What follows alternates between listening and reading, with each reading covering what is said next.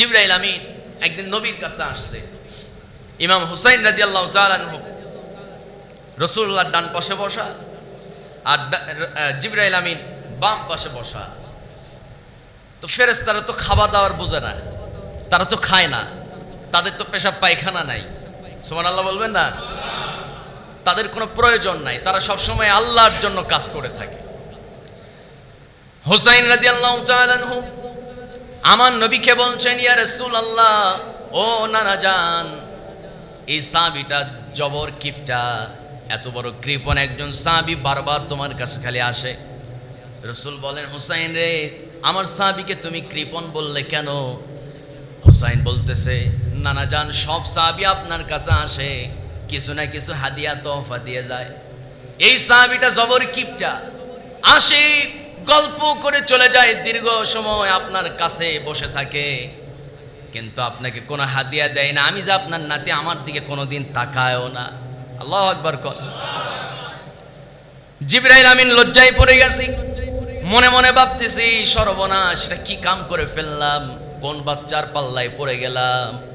হুসাইন, রাসূল বলছেন, ও জিবরাইল, তুমি তো আমার নাতিকে চেনো না, আমার নানা জবর জবর ঠেটা, আবার জবর বুদ্ধি, এত ট্যালেন্ট, এত বুদ্ধি তার, যে কাউকে আটকায় ফেলে।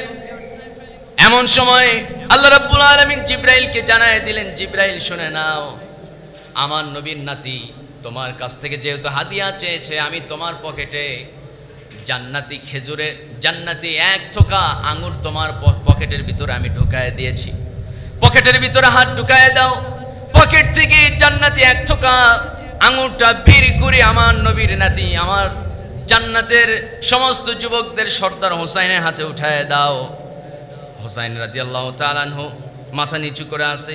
জিবরাইল আমিন পকেটে হাতটা ঢুকায় দিয়া এক থোকা আঙ্গুর বের করে, যেই না রাসূলুল্লাহকে বলেন, ইয়া রাসূলুল্লাহ, এটা আপনার নাতির জন্য। রাসূল বুঝতে পেরেছেন এটা তো যেন তেন আঙ্গুর না, জিবরাইলের পকেটে তো আঙ্গুর থাকার কথা নয়, এটা নিঃসন্দেহে আল্লাহর জান্নাতের আঙ্গুর। জোরে কোন সুবহানাল্লাহ। ওই জান্নাতি আঙ্গুরটা হুসাইন রাদিয়াল্লাহু তাআলা আনহুর ডান হাতে উঠায় দিলেন, তিনি আঙ্গুর খাওয়া আরম্ভ করলেন। আঙ্গুর যেই না খাওয়া শেষ, এবার বলতেছে, নানা, এতদিন ভাবতাম সাধারণ কিপটা, এবার দেখতেছি আপনার এই বন্ধু, এই সাহাবী, এ তো যেন তেন কিপটা নাই, হলো মহা কিপটা, মহা কৃপণ। আমার নবী বলছেন, নানা, এমন কথা বলো না। কেন বলবো না? কারণ হলো অন্য সাহাবীরা তারা তো যা আছে তাই আপনাকে দিয়ে যায়, আর এই সাহাবীটা এত কিপটা, এত বড় কিপটা, পকেটে আঙ্গুর থাকার পরেও সে দেয় না, এ তো মহা কিপটা। আল্লাহু আকবার। হুসাইন রাদিয়াল্লাহু তাআলা আনহু যখন কারো সামনে দাঁড়াতেন, সে ভয় পেয়ে যেত, কারণ জান্নাতি সর্দার তো, ছোট্ট কালে, ছোট বয়সে জান্নাতি ফল খাইছে। আল্লাহু আকবার, কি মেধা তার থাকতে পারে। আমার নবীজি একদিন সালাতে দাঁড়ায় গেছি, কে না শোনে নাই সেই কথা। সিজদা থেকে নবী উঠতে পারেন না। এক পর্যায়ে নবীজি চিন্তা করছেন, না, এত দেরি করলে সাহাবীদের নামাজটা নষ্ট হয়ে যেতে পারে। মাথা উঠাবেন, জোর দিয়েছেন, প্রেসার দিয়েছেন, মাথা উঠাবেন, মাথার উপরে হুসাইন বসা। জিবরাইল আমিন কানের কাছে এসে বলতেছে, ও আল্লাহর নবী, দয়া করে মাথা উঠাবেন না। আসমান থেকে ফেরেশতাদের, আরশ আজিম বহনকারী ফেরেশতাদেরকে নিয়ে আল্লাহ রাব্বুল আলামিন নানা নাতির মজার দৃশ্য দেখে সবাই খুশি হয়ে গেছে। আমার নবীজি এই কথা শোনা মাত্র পরক্ষণেই চিন্তা করছেন, আল্লাহ তো খুশি, ফেরেশতারাও তো খুশি, কিন্তু সাহাবীদের নামাজ তো মনে হয় নষ্ট হয়ে যাবে। এই চিন্তা আসার আগেই জিবরাইল আমিন নবীর কানে সেই কথাও শোনায় দিলেন, ইয়া রাসূলুল্লাহ, নানা নাতি, আপনার নাতি যতক্ষণ না আপনার মাথা থেকে নিজে ইচ্ছায় স্বেচ্ছায় যতক্ষণ না নামছে, ততক্ষণ সাহাবীদের নামাজের মনোযোগ আল্লাহ আরো দ্বিগুণ দ্বিগুণ বাড়ায় দিবে। আমার বন্ধুগণ, নবীজি মাথা উঠালেন না। হুসাইন যতক্ষণ নবীর মাথায়, নবীর এই কান্দের উপরে বসে, কান দুইটা ধরে বসে আছে, ওই যে বসে আছে, দীর্ঘ সময় পর হুসাইন নিজের ইচ্ছায় নেমে গেল। নবীজি মাথা উঠালেন, সাহাবীরা বলছেন, ইয়া রাসূলুল্লাহ, আজকে কি নামাজ পড়ালেন, এত তৃপ্তি পেয়েছি, প্রত্যেকটা উঠা বসায় অটোমেটিক চোখ দিয়ে অশ্রু ঝরছিল আমাদের। জোরে কোন সুবহানাল্লাহ। আমার বন্ধুগণ, মূল কথা হলো এই ইতিহাস থেকে আমাদের জন্য শিক্ষা হলো, ছোট্ট বাচ্চা তার আনন্দের জায়গা, খেলার জায়গা, কান্নার জায়গা, সেটা হলো আল্লাহর ঘর মসজিদ। মসজিদ থেকে আপনার বাচ্চাকে ছোটবেলায় দূরে রাখবেন তো দিন থেকে, ইসলাম থেকে সে দূরে সরে যাবে। সন্তানটা ছোটবেলা থেকে মসজিদের সঙ্গে সম্পর্ক তৈরি হয়ে যাবে, ওই সন্তান কোনোদিন তাসের আড্ডায় যাবে না, পতিতালয়ে যাবে না, বাপ মাকে বৃদ্ধাশ্রমে রেখে আসবে না, ঠিক কিনা? আমার বন্ধুগণ, একটু কান লাগান। হুসাইন রাদিয়াল্লাহু তাআলা আনহু তিনি তো যেন তেন ব্যক্তি ছিলেন না। আমার নবীজি গুরুত্বপূর্ণ কয়েকজন সাহাবী, 6 থেকে 7 জন বিশেষ সাহাবীদেরকে নিয়ে আমার নবীজি অন্দরমহলে গুরুত্বপূর্ণ আলোচনা করছেন। গেটে দারোয়ান আছি, গেটে পাহারারত কয়েকজন সাহাবী দাঁড়ায় আছে, ভিতরে যেন কেউ প্রবেশ করতে না পারে। রাষ্ট্রীয় গুরুত্বপূর্ণ আলোচনা চলছে, এমন সময় হুসাইন রাদিয়াল্লাহু তাআলা আনহু দরজার সামনে এসে হাজির। সাহাবীকে বলছে, দরজা খোলো। সাহাবী বলছেন, হুসাইন রে, তোমার নানা রাষ্ট্রীয় গুরুত্বপূর্ণ আলোচনা করছেন, ভিতরে যাওয়া যাবে না, পারমিশন নাই। এবার হুসাইন চোখগুলো বড় বড় করে বলছে, ও সাহাবী, আমাকে ভিতরে প্রবেশ করতে দাও, তোমার নবীর চাইতে আমার মর্যাদা অনেক বেশি। সাহাবী চিন্তা করছেন, সর্বনাশ, এই যে কথা বলছেন না, এর ভিতরে অবশ্যই কোনো লজিক আছে, না জানি আবার তাকে বাধা দিতে গিয়ে আমি কোন বিপদে পড়ি। দরজা দিছে খুলে, ভিতরে পাঠায় দিছে। আমার নবীর সামনে গিয়ে বলছেন, ও নানা, তোমার সাহাবীদের দিন দিন স্পর্ধা এত বেড়ে গেছে, আমাকে ভিতরে পর্যন্ত ঢুকতে দেয় না। বহিরাগত দূর দেশ থেকে আগত বিশেষ সাহাবী, তারা আশ্চর্য হয়ে গেছে, সর্বনাশ, কি কথা কয়, এত ছোট্ট বাচ্চা। আমার নবী বলছেন, কি হয়েছে নানা বলো, কি হয়েছে? আমি এখন বলবো না, কখন বলবি? সব সাহাবীদেরকে ডাকো। এইমাত্র 6-7 জনের সামনে আমি বলতে পারবো না, আজকে সবার সামনে আমি দেখায় দেব, নানা তোমার চাইতে আমার মর্যাদা দ্বিগুণ দ্বিগুণ বেশি। আমার নবী যে আশ্চর্য হয়ে গেলেন। রাষ্ট্রীয় আলোচনা মিউট করে দিয়া, রাষ্ট্রীয় আলোচনা বন্ধ করে দিয়া পাহারারত সাহাবীদেরকে বললেন, আসহাবে সুফার কামরায় যাও, মসজিদে নববীতে যাও, যেখানে যত সাহাবী পাও সবাইকে ডাকো, আমার হোসাইন কি যেন বলবে। সবাই চলে আসছে। এবার সবার সামনে হোসাইন বলে, ও নানা, সবার সামনে এবার তুমি ওপেনলি বলো তো, আমার বসার জায়গা তোমার শরীরের কোন জায়গায়? নবীজি বলছেন, হোসাইন রে, আমার শরীরের মধ্যে তোমার বসার জায়গা আমার বুকে। নানা শুয়ে পড়ো। শুয়ে পড়ছি, বুকের উপরে উঠে বসছে, কচি ছোট ছোট 2টা হাত দিয়ে বুকের উপরে থাপড়ায় আর কয়, নানা আজকে 3টা প্রশ্ন করব, 3টা প্রশ্নের জবাব যখন তুমি দিবা, ওই জবাবের মধ্য দিয়ে প্রমাণ হয়ে যাবে তোমার চাইতে হোসাইনের মর্যাদা বেশি। সাহাবীদের সবার চোখে পানি। আমার নবী বলছেন, হোসাইন রে, কি প্রশ্ন বলো তো? হোসাইন বলছেন, নানা রে, 1 নাম্বার প্রশ্ন বলো তো, তোমার বাবার নাম কি? আমার নবী বলছেন, আমার বাবার নাম ছিল আব্দুল্লাহ, তিনি ছিলেন একজন ব্যবসায়ী, এটাই তার পরিচয়। হোসাইন বলছে, এত সাধারণ একটা পরিচয়, তোমার বাবার নাম আব্দুল্লাহ, ব্যবসায়ী, এই তো পরিচয়, আর কিছু আছে নাকি? না। নানা, এবার আমার বাবার পরিচয়টা নাও। আমার বাবা এত বড় সাহসী একজন যোদ্ধা, আল্লাহ নিজেই তাকে সালাম দিয়েছেন, নিজে তার একটা নাম রেখে দিয়েছেন, আসাদুল্লাহিল গালিব। আসাদ মানে সিংহ, আসাদুল্লাহ মানে আল্লাহর সিংহ। আল্লাহর সিংহ যেই যুদ্ধে যায়, ওই যুদ্ধে কালিমার ঝান্ডা আকাশে উড়ায় দিয়ে আসে। আমার পিতার পরিচয় শুধু এর মধ্যেই সীমাবদ্ধ না। আমার পিতা শেষ নবীর মেয়ের জামাই, তার নাম হলো আলী কাররামাল্লাহ। আমার বন্ধুগণ, এবার 2 নাম্বার প্রশ্ন করছেন, ও নানা, তোমার আম্মার পরিচয়টা বলো তো। আমার মার নাম হলো আমিনা, কি করেন? গৃহিণী ছিলেন। এই তো পরিচয়, আর কিছু আছে নাকি? না। কিন্তু আমার আম্মার পরিচয়টা জানো কি? আমার আম্মা তো জান্নাতি 4 জন মহিলা সর্দারনি, তার মধ্যে আমার মা হলেন জান্নাতি নারীদের সর্দার। শুধু তাই নয়, আমার মায়ের আর একটা পরিচয় হলো, তিনি ছিলেন সমস্ত নবীদের সর্দার মহানবী মুহাম্মদ সাল্লাল্লাহু আলাইহি সাল্লামের কলিজার টুকরা মেয়ে ফাতেমা। ও নানা, তোমার নানার পরিচয়টা কি বলো তো? আমার নবীজি চোখের পানি ফেলতে ফেলতে বলছেন, নানা রে, আমার নানার নাম ছিল ওহাব জুহরি, বাড়ি কোথায়? মদিনায়। কি করেন? ব্যবসা করেন। আর কোনো পরিচয় আছে নাকি? না নানা, আর কোনো পরিচয় নাই। তাহলে নানা এবার শোনো, আমার নানা তো সাইয়্যিদুল মুরসালিন, তিনি হলেন সমস্ত নবীদের নেতা, সমস্ত মানবকুলের শিরোমণি, শ্রেষ্ঠ মানব। তিনি হলেন আমার আল্লাহর বন্ধু, তিনি হলেন আরশে আজিমের মেহমান। শুধু তাই নয়, তার উপরে পবিত্র কোরআন নাজিল হয়েছে। এত শ্রেষ্ঠ বড় একটা কিতাব, এরকম কিতাব পৃথিবীতে আর কোনোদিন নাজিল হয় নাই। ও নানা, আমার নানার নাম হলো মুহাম্মদ সাল্লাল্লাহু আলাইহি ওয়াসাল্লাম, যেই নামটা আদম আলাইহিস সালাম জান্নাতে আরশে আজিমে আল্লাহর নামের পাশে লেখা দেখেছিলেন। আর ওই নাম নিয়ে যখন তিনি তওবা করলেন, আল্লাহ তার তওবা কবুল করে নিয়েছিলেন। সবাই কান্দে। সম্মানিত ভাইয়েরা, সম্মানিত বন্ধুগণ, এত বেশি ভালোবাসতেন, রাষ্ট্রীয় গুরুত্বপূর্ণ পরামর্শ পর্যন্ত হুসাইনের জন্য বাদ পড়ে যেত। সুবহানাল্লাহ কন। সেই ইমাম হুসাইন রাদিয়াল্লাহু তাআলা আনহু,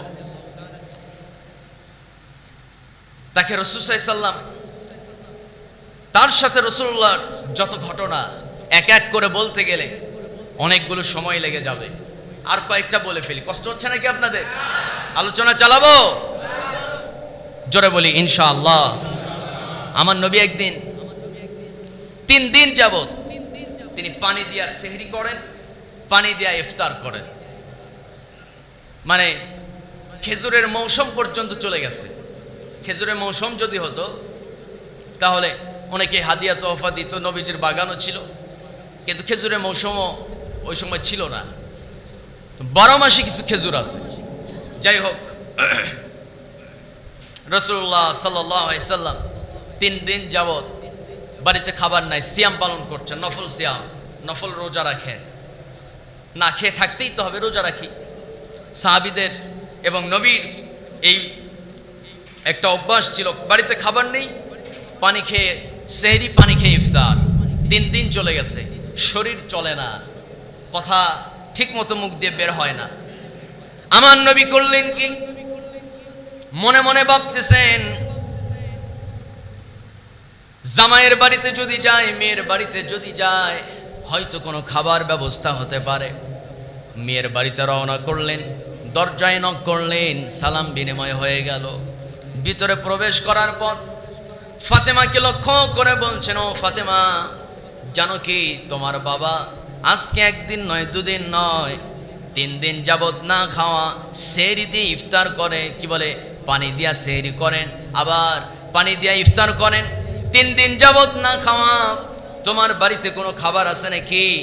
একটু কোনো খাবার দেওয়া যাবে নাকি? ফাতেমা রাদিয়াল্লাহু তাআলার মাথাটা নিচু করছে, কোনো জবাব নাই। আমার নবীজি বসে আছেন, জবাব যখন পান না, হঠাৎ করে নবীজি মাথা নিচু করে থাকা অবস্থায় ডান পাশে লক্ষ্য করে দেখলেন উপর থেকে টপ টপ করে 2-1 ফোঁটা পানি পড়তেছে। কি ব্যাপার? ফাতেমা তো দাঁড়ায় আছে, মনে হয় ফাতেমার চোখের পানি। তাকায় দেখে ফাতেমা কাঁদতেছে, মাথাটা নিচু করে, কোনো কিছু জবাব দেয় না। আমার নবীজি করলেন কি? ফাতেমার কপালে হাতটা রেখে মাথাটা সোজা করে দিয়ে বলছেন, মেয়ে আমার, তুমি কান্না করছো কেন বলো তো? হযরত ফাতেমা বলছেন, ও আব্বাজান, আপনি 3 দিন যাবত না খাওয়া, আমার কথা বাদ দিলাম, আপনার জামাইয়ের কথা বাদ দিলাম, আপনার কলিজার টুকরা হাসান আর হোসেন, তারা তো 4 দিন যাবত কিছুই খায় নাই। 4 দিন যাবত খাবার টাবার কোনো কিছু পেট ভরে 4 দিন ধরে কোনো কিছু খাবার খাইতে পারে নাই। রাত হয়ে গেছে, চুলার ভিতরে পানি দিয়েছি, ওই পানির ভিতরে 3টা পাথর ঢুকায় দিয়ে বাচ্চাগুলোকে বুঝিয়েছি যে এই যে খাবার রান্না হচ্ছে, তোমরা একটু শুয়ে পড়ো, খাবারটা তৈরি হয়ে যাবে। এরকম করে করে 4 দিন 4 রাত তাদেরকে ঘুমায় দেওয়া হয়েছে। আপনি পাশের রুমে গিয়ে দেখেন, আপনার আদরের কলিজার টুকরা 2 নাতি হাসান হুসাইন দুজনই ঘুমায় গেছে। হাড়গুলো কেন জানি বের হয়ে গেছে। নবীজি সহ্য করতে পারলেন না। আমার নবীজি সঙ্গে সঙ্গে ঘর থেকে বের হয়ে মসজিদে নববীর দিকে রওনা করলেন। ইফতারের সময় হয়ে গেল। ইফতার করে ফেললেন, সামান্য কয়েক ঢোক পানি পান করে ফেললেন। এরপরে নামাজে দাঁড়ায় গেলেন। মাগরিবের সালাত আদায় করার পর তিনি দেখতেছেন একটা নতুন কাফেলা মসজিদে নববীতে হাজির হয়ে গেছে।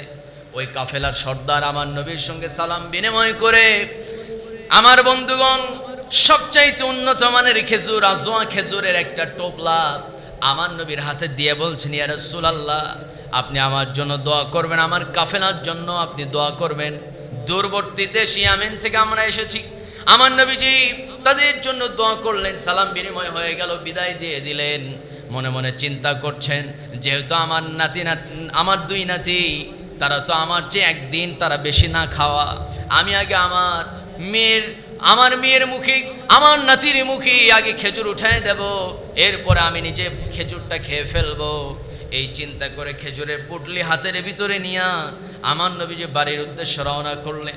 ফাতেমার বাড়িতে যাবেন এমন মুহূর্তে পথের মধ্যে একজন বৃদ্ধা মহিলার সঙ্গে নবীর সাক্ষাৎ হয়ে গেল। বৃদ্ধা মহিলা আমার নবীকে লক্ষ্য করে বলছেন, ও যুবক, একটু দাঁড়াও তো, তোমার সঙ্গে আমার কিছু কথা আছে। নবীজি দাঁড়ায় গেলেন। বুড়িমা, কি হয়েছে বলো? বুড়ি সেই বৃদ্ধা মহিলা কাঁপতে কাঁপতে বলতেছে, বাবা, আমি তো সেই মক্কা থেকে এসেছি, দীর্ঘ বেশ কিছুদিন যাবৎ পথ অতিক্রম করে পায়ে হেঁটে আমি মদিনায় চলে আসছি। আমি খোঁজ করতেছি একটা যুবককে। কোন যুবক? নাম কি তার? পিতার নাম আব্দুল্লাহ, ছেলেটার নাম হলো মোহাম্মদ, চিনো কি তুমি? সঙ্গে সঙ্গে আমার নবী বলছেন, আমি সেই আব্দুল্লাহর পুত্র মোহাম্মদ, আমার নাম মোহাম্মদ, পিতার নাম আব্দুল্লাহ, কি হয়েছে বলো? বুড়ি মহিলা দীর্ঘদিন পথ অতিক্রম করে কাঁপতে কাঁপতে যেই না নবীর পরিচয় পেয়ে গেছে, কাঁপতে কাঁপতে মাটিতে পড়ে গেছে। আমার নবীজি তুলে বসালেন। এরপরে বলছেন, মহিলা, বুড়িমা, কি হয়েছে বলো? বুড়ি সেই বৃদ্ধা মহিলা বলছে, বাবারে, আমি শুনলাম মুহাম্মদ নামে ছেলেটা, সে নাকি অসহায়দেরকে সাহায্য সহযোগিতা করে, বস্ত্রহীন মানুষদেরকে নাকি বস্ত্র প্রদান করে, অনাহারে থাকা মানুষকে অন্ন দান করে, খাবার দান করে। মুহাম্মদ, আমি তো জায়গা মতো চলে আসছি। ও মুহাম্মদ, তুমি কি জানো আমার স্বামী কয়েক মাস আগে দুনিয়া থেকে বিদায় নিয়েছেন? আমার স্বামী দুনিয়া থেকে বিদায় নেওয়ার পর থেকে নিয়ে আমি তো কোনো কিছু কামাই রোজগার করতে পারি না। আমার বাড়িতে কয়েকটা সন্তান আছে, সন্তানগুলো প্রতিবন্ধী সন্তানগুলোর পেটে খাবার দিতে পারি না, নিচে খাবার জোগাড় করতে পারি না, কামাই রোজগার কিচ্ছু করতে পারি না। একটু সামান্য কিছু সহযোগিতা করা যাবে নাকি? নবীজি সঙ্গে সঙ্গে তিনি চিন্তা করলেন, হয়তো আর একটা কাফেলা আসবে, মুহাম্মদ তোমাকে হাদিয়া দিয়ে যেতে পারে, কিন্তু বুড়ি মহিলা কষ্ট করে তোমার জন্মভূমি মক্কা থেকে আসছে, তাকে যদি ফিরায় দাও, তাকে আবার কে হাদিয়া দেবে, কে তাকে খাবার দেবে? আমার নবীজি সঙ্গে সঙ্গে বুড়ি মহিলাকে সেই খেজুরের টোপলা, আজওয়া খেজুরের পুরা টোপলাটাই দান করে দিলেন। বুড়ি মহিলা সন্তুষ্ট হয়ে গেলেন, রবের প্রশংসা আদায় করা শুরু করলেন। আমার নবীজি চিন্তা করলেন, আপাতত কাজের সন্ধান করা যাক। রাতের বেলা আমার ভাইয়েরা নবীজি চাঁদনি আকাশের নিচে কাজের সন্ধান করতে বের হয়েছেন। কাজের সন্ধান করতে করতে এক পর্যায়ে নবীর কানে খবর চলে আসলো। কি খবর? এক ইহুদির বাড়িতে বড় একটা কুয়া আছে। যারা বৃদ্ধ মানুষ, এখানে যারা বয়স্ক বাবাজি আছেন, আপনারা কুয়া দেখেছেন, গ্রাম অঞ্চলে কিন্তু আগে কুয়াই ছিল। ওই কুয়া থেকে রশি দিয়া, বালতি দিয়া পানি উঠাতে হয়। আমার নবী খবর যখন পেলেন যে এক বালতি পানি তুললে 2টা মাত্র খেজুর পাওয়া যাবে, নবীজি করলেন কি, ইহুদির বাড়িতে কাজ শুরু করে দিলেন। 1 বালতি, 2, 3, 4 বালতি তোলার পর 5 বালতি যেই না উঠাতে যাবি, রশি ছিল দুর্বল, রশিটা মাঝখান থেকে ছিঁড়ে গেছে, বালতি কুয়ার নিচে পড়ে গেছে। আমার নবীজি কোনো উপায় না পেয়ে নিরুপায় হয়ে কুয়ার মালিকের কাছে গিয়ে বলতেছে, ভাই রে, রশি ছিঁড়ে গেছে, বালতি কুয়ার নিচে পড়ে গেছে, যদি ছিঁড়ে না যেত রশি, আমি আরো কয়েক বালতি পানি উঠাতাম। যেহেতু 4 বালতি পানি উঠেছি, আমি 8টা খেজুর পাওয়ার কথা। আমার হাসান হুসাইন না খাওয়া, 8টা খেজুর দ্রুত আমাকে একটু দিয়ে দাও। হাসান হুসাইনের মুখে আমি খেজুরটা উঠায় দিতে চাই। নবীর কথাটার গুরুত্ব না দিয়া ইহুদি সজোরে আমার নবীকে চাঁদনি আকাশের নিচে অন্ধকার রাতে জোরে একটা থাপ্পড় মেরে দিলেন। আমার নবীজি মুখ থুবড়ে মাটিতে পড়ে গেছি। যে জায়গায় পানি নিয়মিত চলাচল করা হয়, পানি নাড়াচাড়া করা হয়, জায়গা মাটিগুলো পিচ্ছিল থাকে, থাপ্পড় খায়া লোড নিতে না পেরে আমার নবীজি মুখ থুবড়ে পড়ে গেলেন, কপালটা ফেটে গেল, রক্ত বের হয় বাম সাইডের কপাল দিয়া। আমার নবী ওই মুহূর্তে ইহুদি কি আর কোনো কিছু না বলে তিনি কুয়ার সামনে গেলেন, ছিঁড়ে যাওয়া বালতি এবং রশিকে উদ্দেশ্য করে আল্লাহকে লক্ষ্য করে আকাশের দিকে তাকায় বলছেন, আয় আমার রব, ছিঁড়ে যাওয়া রশি এবং বালতি আমার হাতে দয়া করে উঠায় দেন। বিসমিল্লাহ করে হাতটা আগায় দিছে।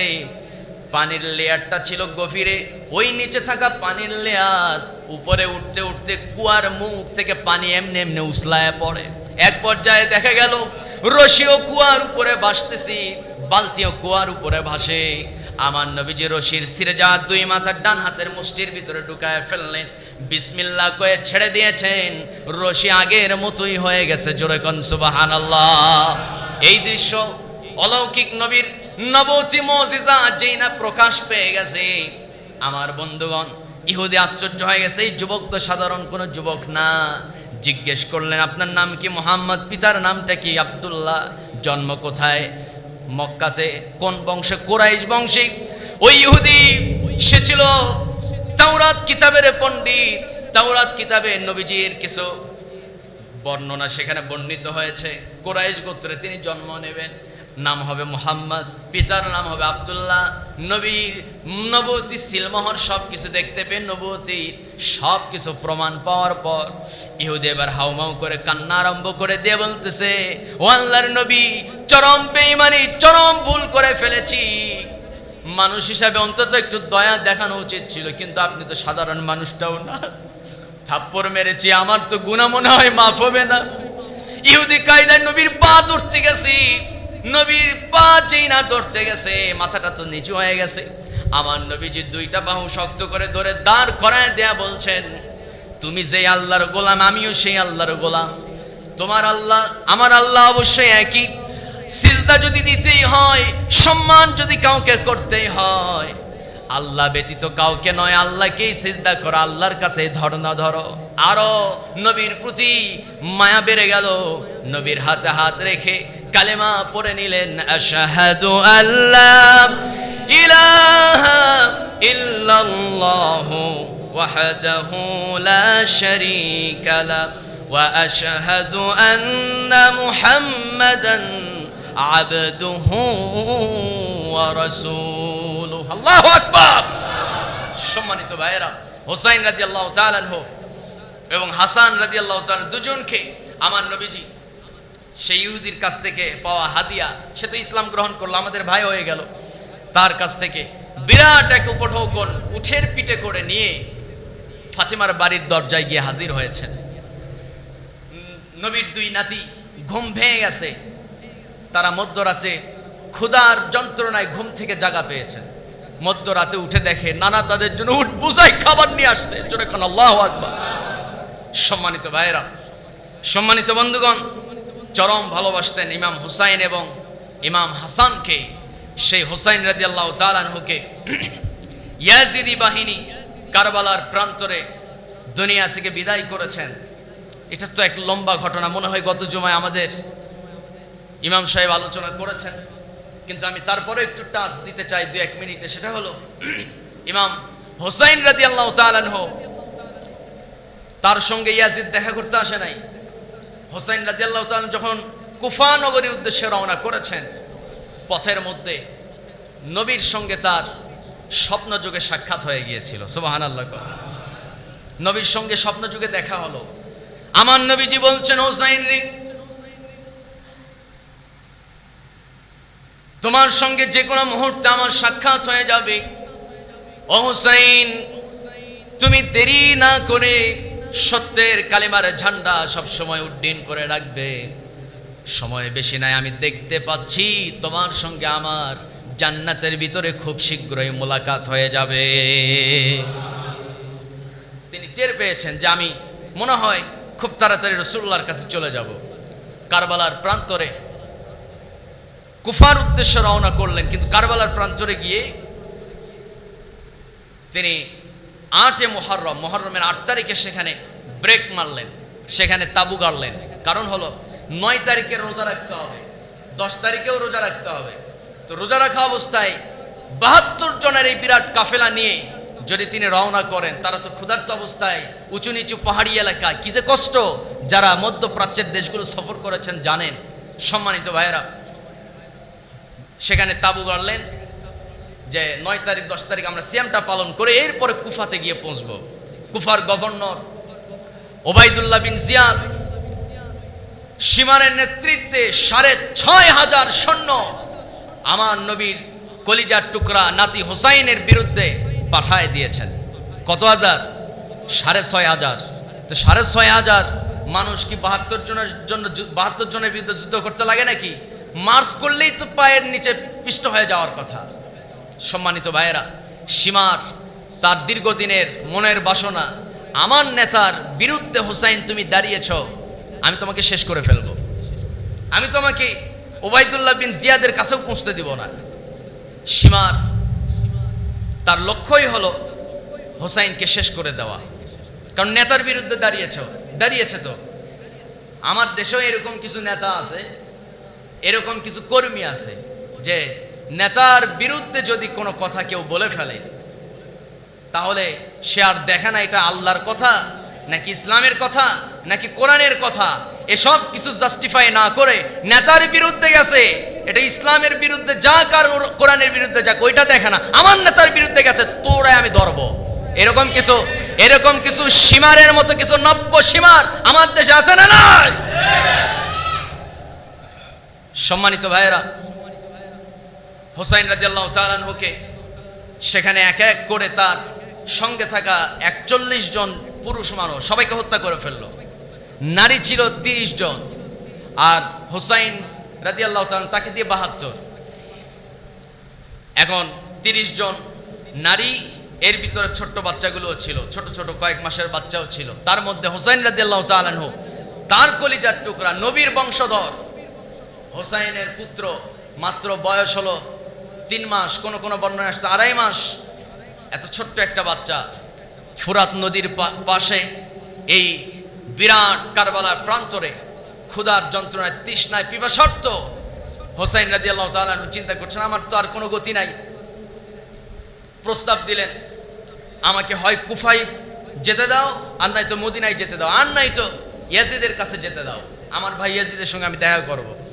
কিন্তু সীমার বলতেছে এখানেই আত্মসমর্পণ করতে হবে, ইয়াজিদের নেতৃত্ব এখানেই গ্রহণ করে এখানে ইয়াজিদের আনুগত্য স্বীকার করতে হবে, তাছাড়া আমরা তোমাকে ছাড়বো না, কোনো মাফ নাই, হত্যা করে ফেলবো। তো হোসাইন রাদিয়াল্লাহু তাআলা তার শরীরে তো আছে নবীর রক্ত, আর নবীর রক্ত যার দেহের ভিতরে আছে সে তো রাজতন্ত্র কায়েম করা, আল্লাহর বিধানগুলোকে এক এক করে মাইনাস করা প্রথম ব্যক্তি, ইয়াজিদের নেতৃত্ব সে তো মানতে পারে না। হোসাইন রাদিয়াল্লাহু তাআলা বলছেন, খবরদার আমাকে এই কথা বলো না, লাভ হবে না। যে কিনা আল্লাহর বিধানগুলো নবীর এই খেলাফতের এই রাষ্ট্র ব্যবস্থায় যে কিনা আল্লাহর বিধানগুলো এক এক করে কেটে দিয়েছে, মাইনাস করে দিয়েছে, তার নেতৃত্ব আমি মানবো, এটা হতে পারে না। হোসাইন রাদিয়াল্লাহু তাআলা আনহুকে মৃত্যুর জন্য প্রস্তুত হওয়ার জন্য নির্দেশ দেওয়া হলো। হোসাইন রাদিয়াল্লাহু তাআলা ঘরের ভিতরে বিবির কাছে বিদায় নিতে গেছে। বিবিকে বলতেছে, তোমরা মদিনায় ফিরে যাও, তোমাদের সঙ্গে আমার দেখা হবে আল্লাহর জান্নাতের ভিতরে। এরপরে বিবি বলতেছে, আমরা ফিরে যাব, তুমি না হয় শহীদ হবা, কিন্তু এই বাচ্চাটার কি হবে, ও তো দুধ পায় না। এরপরে তাকে একটু মুখে যে এক ফোঁটা পানি দেবো, সেই পানিটা নাই।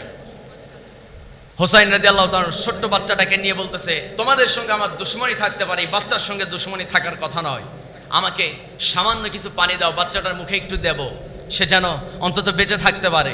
এই কথা বলা মাত্র একটা বর্ষা লক্ষ্য করে সীমার রাসূলুল্লাহর দৌহিত্র, রাসূলুল্লাহর নাতির পুত্র ইমাম হুসাইনের ছেলের বুক বরাবর মেরে দিয়েছে, এই পাশ থেকে বের হয়ে গেছে, দুনিয়া থেকে বিদায় নিলেন। সেই শহীদ হওয়া হুসাইনের পুত্রকে কোলের মধ্যে করে নিয়ে বিবির সামনে ধরে বলতেছে, তোমার সন্তান চিরতরে তার তৃষ্ণা নিবারণ হয়ে গেছে, সে এখন জান্নাতি শরাব পান করবে, সুবহানাল্লাহ। সম্মানিত ভাইয়েরা, হোসাইন রাদিয়াল্লাহু তাআলা আনহুকে হত্যা করা হলো। তার মাথাটা একটা প্লেটের মধ্যে করে নিয়ে ওবাইদুল্লাহ বিন জিয়াদের সামনে দেওয়া হলো। ওবাইদুল্লাহ বিন জিয়াদ আমার নবীর নাতি হোসাইন রাদিয়াল্লাহু তাআলা আনহুর নাকের ভিতরে পায়ের বৃদ্ধাঙ্গুলি দিয়া গুতা মারে। এরপরে ঠোঁটের মধ্যে দাঁতের ভিতরে বৃদ্ধাঙ্গুলি দিয়ে দাঁতের ভিতরে আঘাত করে, দাঁতের ভিতরে নাড়াচাড়া করে। পাশ থেকে নবীর একজন বৃদ্ধ সাহাবী বলছেন, ওবাইদুল্লাহ বিন জিয়াদ রে, যেই ঠোঁটে এবং যেই নাকে আমার নবীজি আমি নিজের চোখে দেখেছি হাজার হাজার বার চুম্বন করেছেন, ওই ঠোঁট আর ওই নাকে কেমনে তুমি পা দিয়ে তুমি আঘাত করতে পারো? সঙ্গে সঙ্গে ওই ওবাইদুল্লাহ বিন জিয়াদ সীমানের মতো একই জবাব দিয়ে ফেললো, বলল, এই জবান দিয়ে হোসাইন আমার নেতার বিরুদ্ধে কথা বলেছে, এই জবান তো আমি এখনই তো এই জিহ্বাটা ছিঁড়ে ফেলবো, কেটে ফেলবো। জোরে কন্যা নাউজুবিল্লাহ। যারা অন্ধ হয়ে যায়, যারা আল্লাহর দিন থেকে দূরে সরে যায়, তারা এইভাবেই দূরে সরে যায়। তারা রসুল্লাহকে চিনে না, রসুল্লাহ নাতিকে চেনে না, কোরআনকে চেনে না, ইসলামকে চেনে না, ও ওর নেতাকেই চেনে। আছে না এরকম? নেতা আগে নয়, আগে রাষ্ট্র নয়, সবার আগে ইসলাম, সবার আগে আল্লাহ, সবার আগে রসুল্লাহ, সবার আগে কোরআন, তাছাড়া ইমাম থাকবে না। কয়দিনের দুনিয়া? আল্লাহ আমাদেরকে বুঝার তৌফিক দান করুক। চলছে মুহররম মাস, আরবি হিজরি সালের প্রথম মাসের নাম হলো মুহররম। মুহররমের আজকে তৃতীয় জুমা, বরকতময় আজকের এই জুমার দিনে আমরা ইতিপূর্বের জুমাগুলোতে হয়তো মুহররম সম্পর্কে অনেক আলোচনা শুনেছি, কিন্তু আজকে আমরা এই দিনে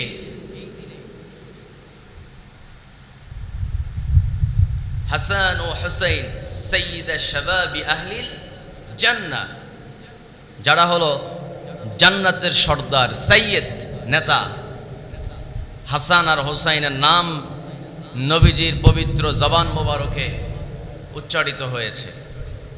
সেই জান্নাতি দুজন সর্দারের প্রতি নবীজির ভালোবাসা কেমন ছিল, কেমন তাদেরকে ভালোবাসতেন, সে সম্পর্কে আমরা আজকের এই বরকতময় জুমা পূর্ব সংক্ষিপ্ত অধিবেশনে আমরা আলোচনা করব।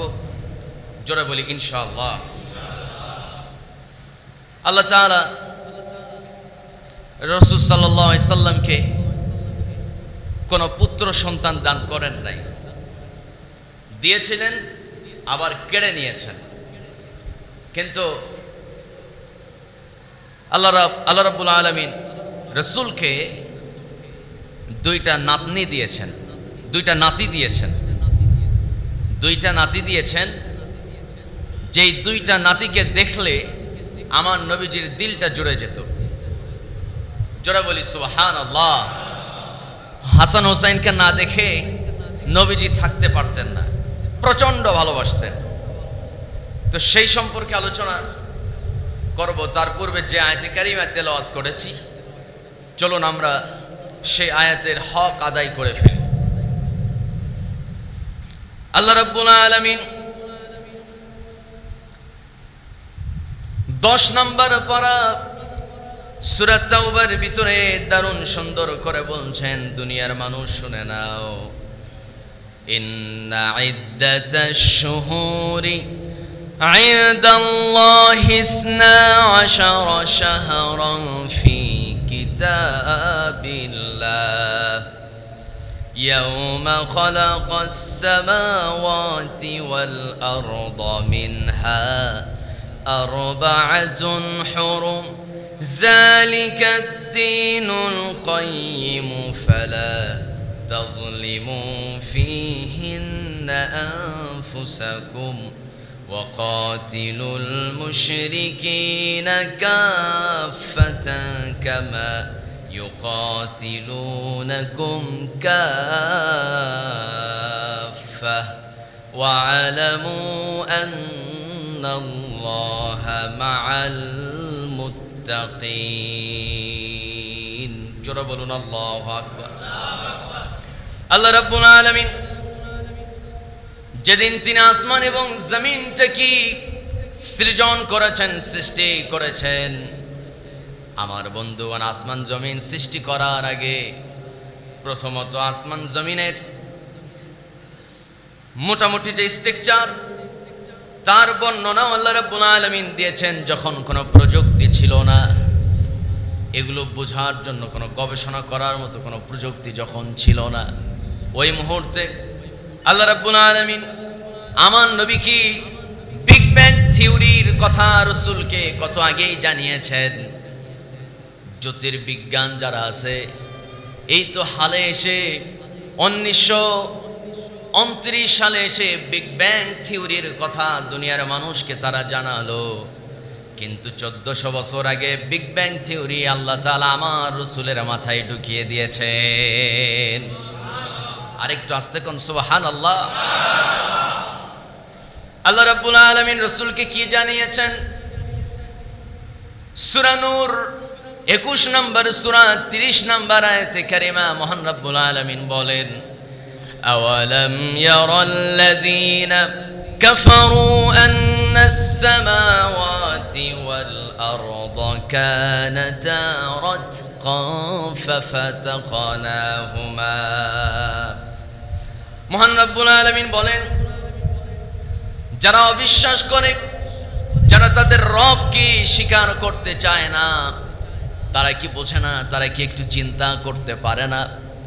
এই আকাশ এবং জমিন আমি আল্লাহ বানিয়েছি, এই দুইটাকে অতপরতভাবে দুইটাকে আমি আল্লাহ রাব্বুল আলামিন একত্রিত করে রেখেছিলাম। ফাফাতাকনাহুমা, মহাবিস্ফোরণের মাধ্যমে আসমান জমিনের একটা ডিস্টেন্স, একটা দূরত্ব আমি সৃষ্টি করে দিলাম, যেন আমার বান্দারা আসমানের নিচে আর জমিনের উপরে সুন্দর করে বিচরণ করতে পারে আর আমার ইবাদত করতে পারে। জমিনটা বানালেন কে? আসমান সাজিয়েছেন কে? আল্লাহ সাজিয়েছেন। আমার বন্ধুগণ, সে আল্লাহই বলছেন, বান্দারে, এই যে আমি দুনিয়া এবং আসমান এবং জমিনটা সাজালাম, গোটা দুনিয়া কি সৃজন করলাম, জানো কি বান্দা? দিনগুলো হিসাব নিকাশ করার জন্য আমি আল্লাহ রাব্বুল আলামিন আকাশে একটা চাঁদ স্থাপন করেছি। আল্লাহ বলছেন, ইন্না ইদ্দাতাশ শুহুরি ইনদাল্লাহ হিসনা আশারা শাহরান ফি কিতাবিল্লাহ ইয়াউমা খালাকাস সামাওয়াতি ওয়াল আরদা মিনহা আরবাআতুন হুরুম। জোরে বলুন আল্লাহু আকবার।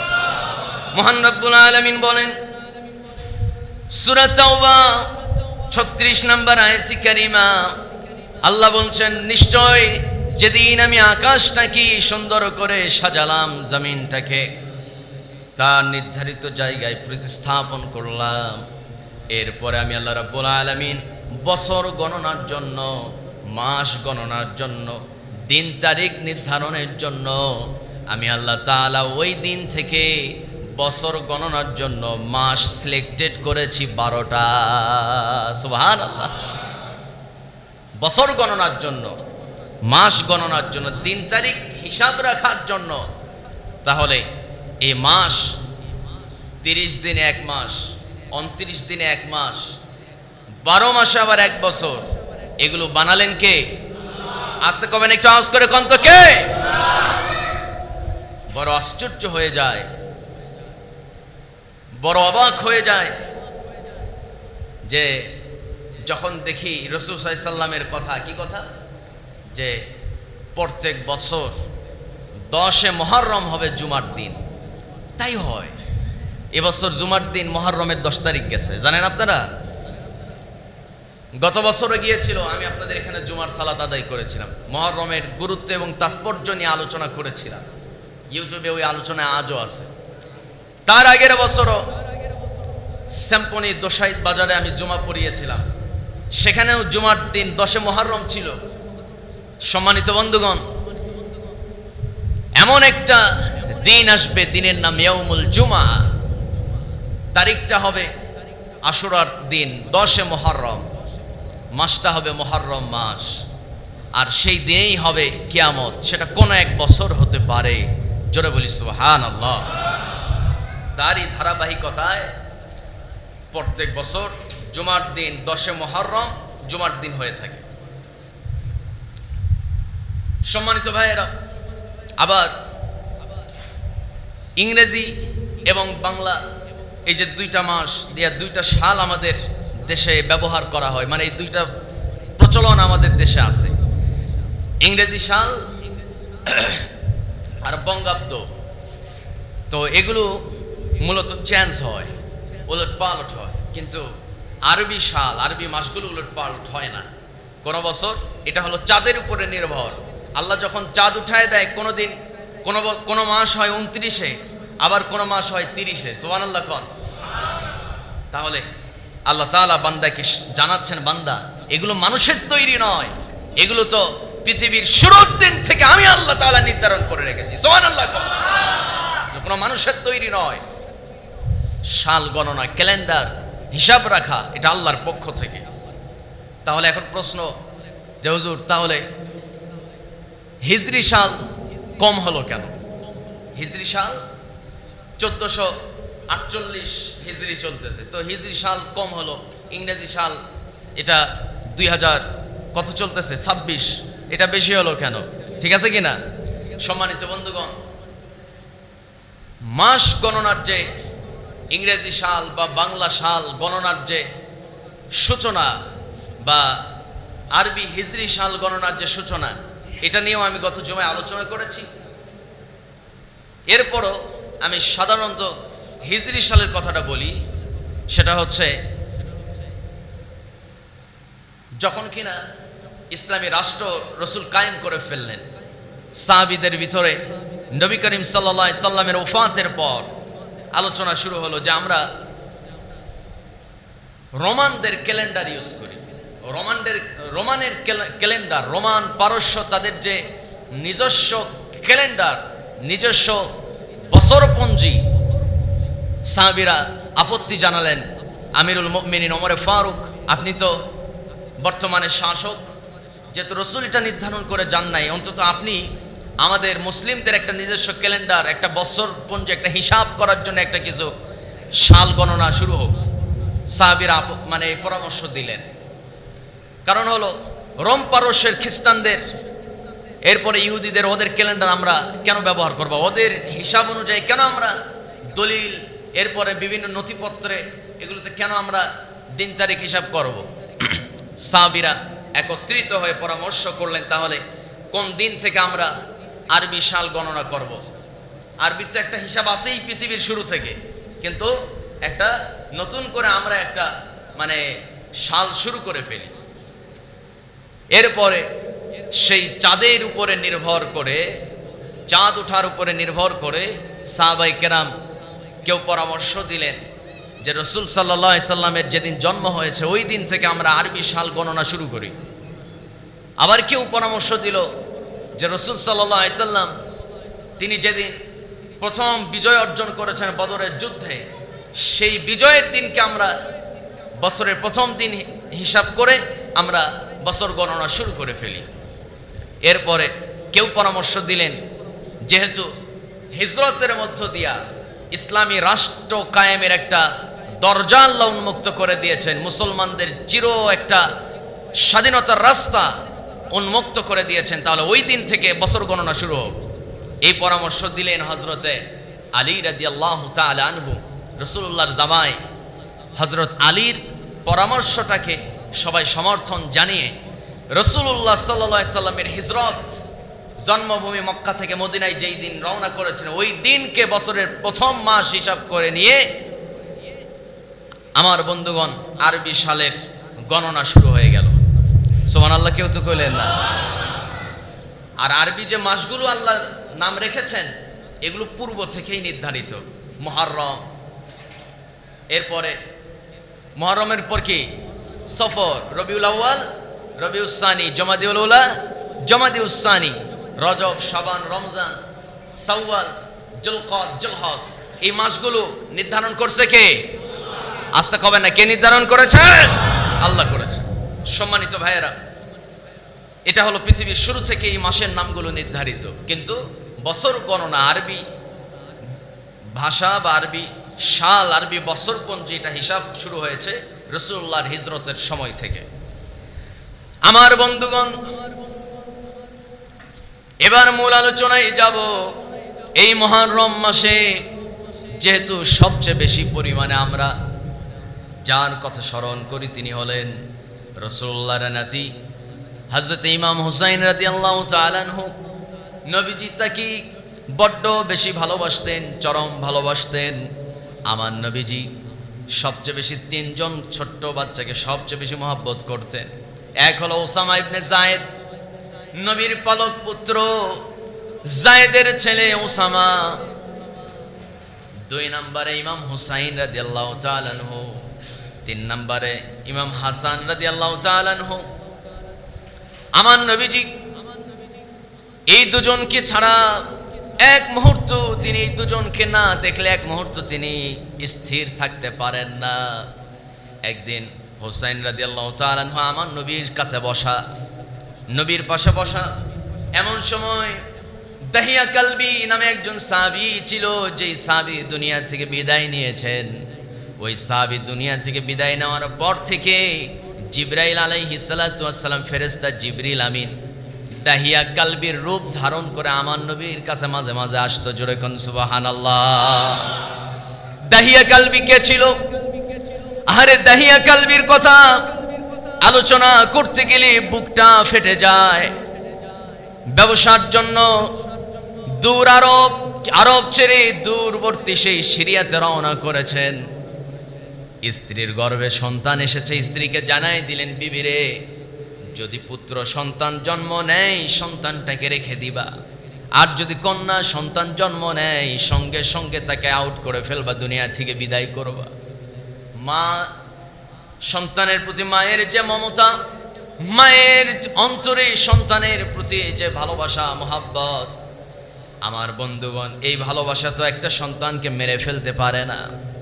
দাহিয়া কালবি দীর্ঘ 1 থেকে 1.5 বছর পর যখন মক্কাতে চলে আসছে, দাহিয়া কালবি স্ত্রীকে বলছে, ও আমার বিবি বলো তো আমাদের সন্তানটা ছেলে হয়েছে না মেয়ে হয়েছে?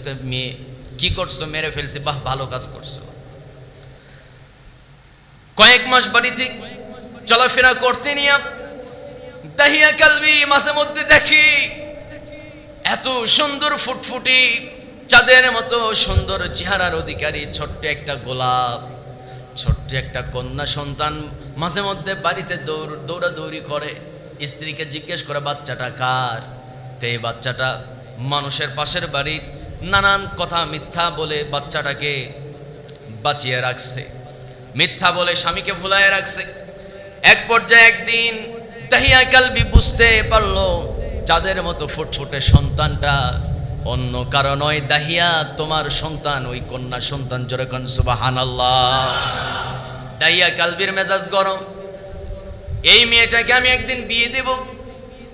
আমি এত সম্পত্তির মালিক, এত সম্পদ, এত সহায় সম্পদ আল্লাহ আমাকে দিয়েছেন, আর আমার সন্তানটা যখন বিয়ে হয়ে অন্যের বাড়ির বউ হয়ে যাবে, ওই বাড়ির থালা বাসন পরিষ্কার করবে আমার সন্তান। মানে কতটা বলদ ক্যাটাগরির হলে, কতটা বোকাশোকা হলে এই চিন্তা করতে পারে যে আমার মেয়েকে বিয়ে দেব, অন্যের বাড়ির থালা বাসন পরিষ্কার করবে, অন্যের বাড়ির ছেলের চাকর হয়ে থাকবে। তো আমি এত সম্পদ করে লাভ কি হলো? এই হলো তাদের বুঝ। সম্মানিত ভাইয়েরা, বিবিকে বললেন সাজায় দাও, এত সুন্দর মেয়ে একটু নানার বাড়িতে নিয়ে যাব। কোন কোন বর্ণনায় আসছে যে তাকে একটু বাজারে নিয়ে যাব সুন্দর কিছু জামা কিনে দেওয়ার জন্য। সাজায় দিছে। স্ত্রীর মন তো, সে চিন্তা করতেছে যে বাচ্চাটা এখন বছর 2 হয়ে গেছে, চলাফেরার বয়স, এখন দেখলে হয়তো মায়া লাগতে পারে, এখন অসুবিধা হবে না, মেরে ফেলতে চাবে না। সন্তানকে নিয়ে চলে গেছে। যাওয়ার পথে দাহিয়া কালবি আগে থেকেই প্রস্তুত করে রাখছে ছোট্ট একটা কুদাল, খন্তি। কোন কোন বর্ণনায় আসছে মাটি খোঁড়া আরম্ভ করে দিলেন। গর্ত খনন করতে করতে ওই গর্তের, যখন গর্তের ভিতরে ঢুকে যাচ্ছে, গর্ত খনন করতে করতে ছোট্ট বাচ্চা 2.5 থেকে 3 বছর বয়স, ছোট্ট সেই কন্যা সন্তানটা বারবার বাবার কপালের ঘামগুলো মুছে দেয় আর বলে, আব্বু তুমি তো ঘেমে যাচ্ছ। বাবা তুমি তো ঘেমে যাচ্ছ, তোমার শরীরে ধুলাবালিগুলো লাগতেছে। বারবার ছোট্ট কচি হাত দিয়ে পরিষ্কার করে দেয়, ঘাম মুছে দেয়, কিন্তু দাহিয়া কালবির অন্তরে এখনো পর্যন্ত মায়ার দাগ কাটে নাই। আমার বন্ধুগণ, সেই দাহিয়া কালবি গর্ত খনন করতে করতে এক পর্যায়ে যখন গর্ত খনন করা হয়ে গেছে, গর্ত থেকে উপরে উঠে চলে আসলেন, একটা পাথরের উপর আস্ত বসে পড়লেন।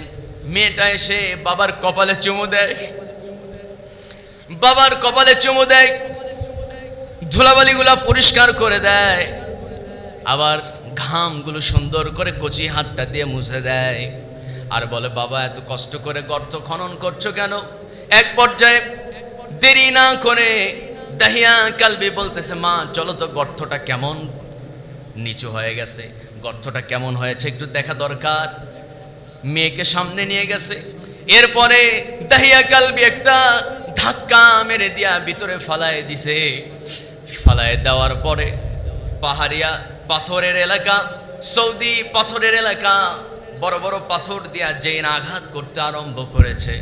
আমার বন্ধুগণ, দাহিয়া কালবির ছোট্ট সেই কন্যা শিশুটা বলতেছে, আব্বা আমার আম্মা আগে থেকে এই বিষয়টা ভয় করত, আগে থেকে এই বিষয়টা ভয় করত, তুমি আমাকে মেরে ফেলবা, দুনিয়া থেকে বিদায় করে দিবা। আব্বা জান দয়া করে আপনি আমাকে মারবেন না, কোনোদিন আমি আপনার কন্যা হিসাবে পরিচয় দেব না। কিন্তু দাহিয়া কালবি মারতে মারতে বড় একটা পাথর যেই না মাথা বরাবর মেরে দিছে, মগজটা ছিটকে চলে গেছে। নবীর কাছে গেছে দীর্ঘ কয়েক বছর পর, নিজের ভুল বুঝতে পেরে আমার নবীর কাছে যখন চলে গেলেন, নবীজি বলছেন, দাহিয়া কালবি তুমি চিন্তা করো না, আমার রব তেমন একজন রব। ইয়া ইবাদিয়াল্লাযীনা আসরাফু আলা আনফুসিহিম লা তাকনাতু মির রাহমাতিল্লাহ ইন্নাল্লাহা ইয়াগফিরুয যুনুবা জামিআ ইন্নাহু হুয়াল গফুরুর রহিম। জোরে বলুন আল্লাহু আকবার। আমার বন্ধুগণ, আল্লাহ তো আগেই জানিয়েছেন, রাসূল বললেন, দাহিয়া কালবি রে, তুমি যত বড়ই পাপ করো না কেন, তোমার গুনাহ যতই বড় হোক না কেন, তার চেয়ে বেশি আমার আল্লাহর দয়া শতগুণে বেশি। দাহিয়া কালবি তওবার মতো তওবা করো, আল্লাহ অবশ্যই তোমাকে মাফ করে দিবেন। আমার ভাইয়েরা, আমার বন্ধুগণ, দাহিয়া কালবি তওবা করে কিন্তু মনের মধ্যে সান্ত্বনা পান না, আমার আল্লাহ আমাকে মাফ করবে না। বেশ কিছুদিন পর সন্তানকে স্বপ্ন দেখলেন, সন্তান স্বপ্নে বলতেছে, বাবা আমি তোমাকে আগেই মাফ করে দিছি, আমি তোমাকে আগেই মাফ করে দিয়েছি। চতুর্থ আসমানে ইব্রাহিম আলাইহিস সালামের কাছে আমি কোরআন শিখতেছি, একদিন তোমার সঙ্গে আমার দেখা হয়ে যাবে, বাপ বেটি একসঙ্গে জান্নাতে থাকবো। আল্লাহু আকবার।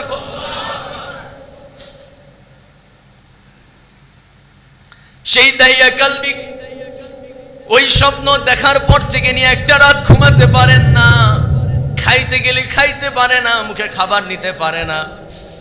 বেশ কিছুদিন পর দাহিয়া কালবি দুনিয়া থেকে বিদায় নিল।